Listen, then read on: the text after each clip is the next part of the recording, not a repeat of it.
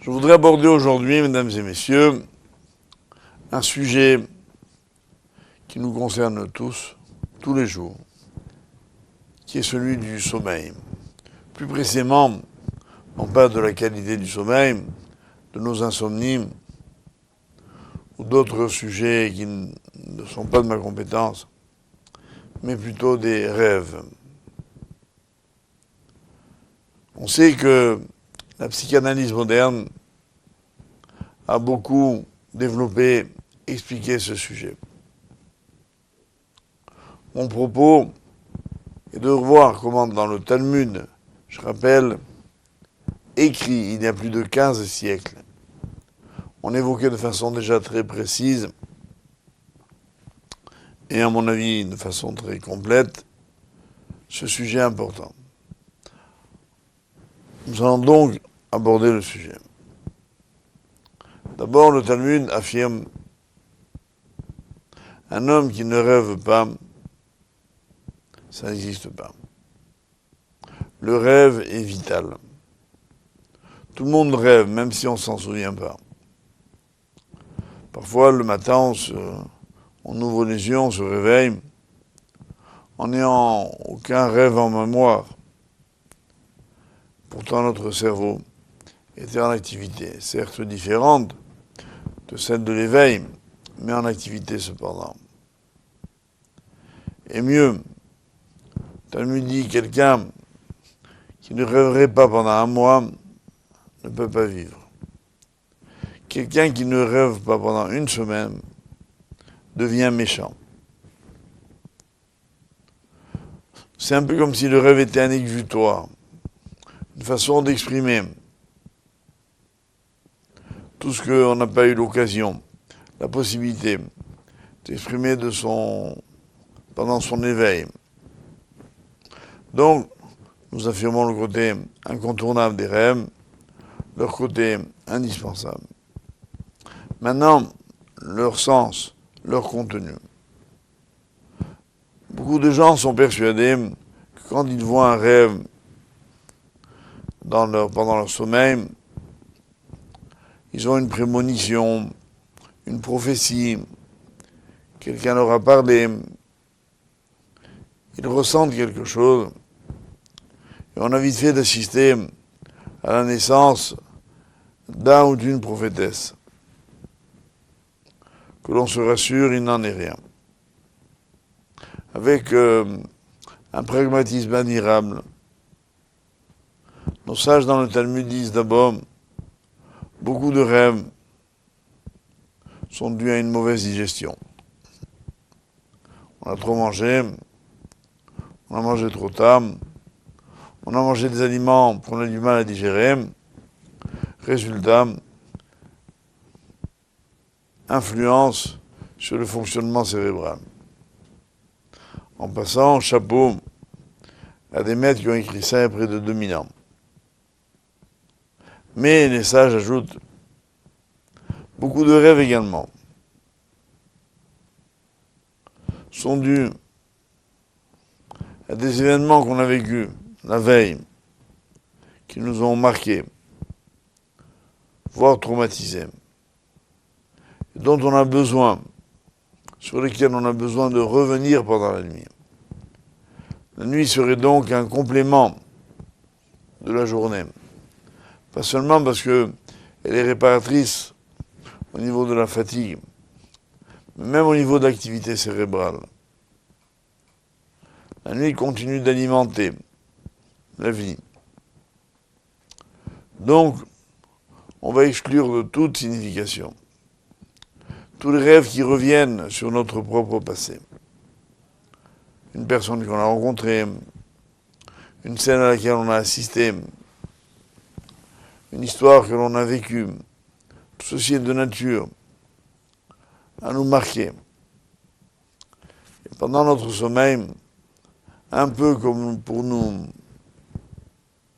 rassurer, on revient sur ces événements. Maintenant, en supposant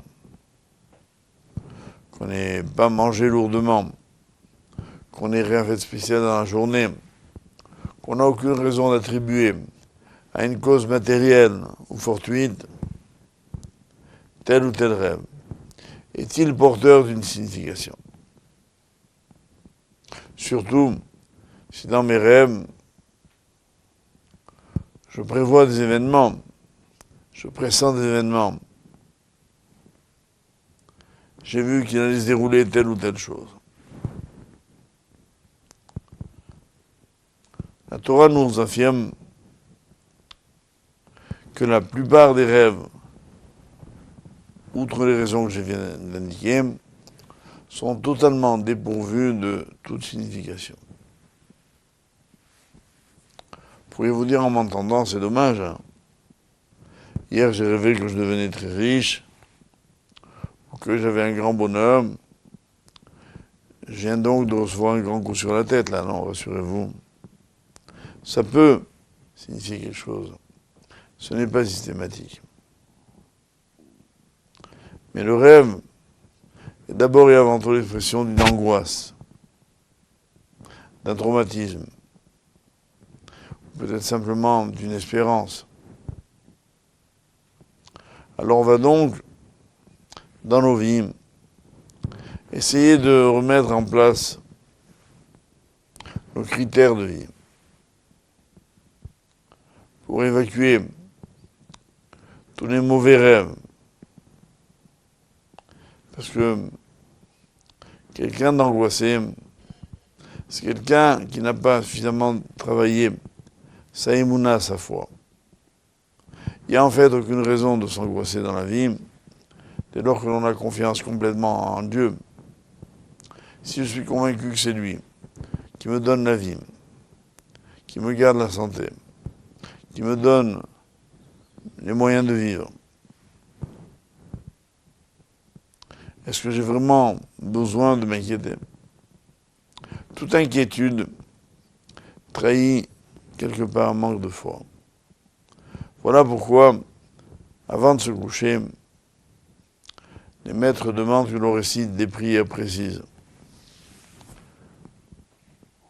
dont le thème tourne autour de la protection que Dieu accorde à ceux qui la sollicitent du Créateur. Je demande à Dieu de me protéger. Je dis des versets dont la vertu protectrice est avérée. Outre le fait que ça va me rassurer, j'ai agi dans le sens d'un équilibre mental. Et j'arrive comme cela à passer entre les gouttes de l'orage, entre les difficultés de la vie. Parce que bien évidemment, un sommeil perturbé n'est jamais réparateur. Donc si vous voulez bien dormir, écoutez notre émission. Veillez à ce que soient écartés de vos journées tous les événements traumatisants, surtout avant de dormir. L'étude, notamment le soir, et pour terminer la prière en se mettant au lit, croyez-moi, devrait être remboursée par la sécurité sociale. Je sais que au moins un Français sur trois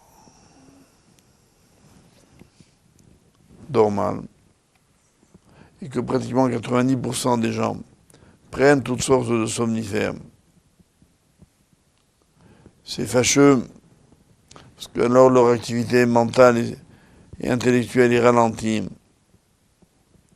Et finalement, on ne résout pas les problèmes, on les repousse.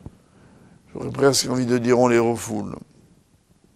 Tandis que un travail en profondeur sur soi, pour éviter d'être perméable aux événements de la vie, inquiet quant au futur, permet une sorte d'auto-psychanalyse extrêmement efficace.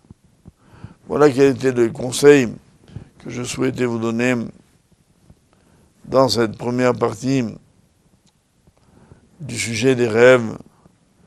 Je voudrais réaborder une autre fois, pour ne pas être trop long, sur les significations plus précises de certains rêves que l'on peut effectivement faire, surtout s'ils sont répétés. En attendant, après cette émission, je vous souhaite déjà une très bonne nuit.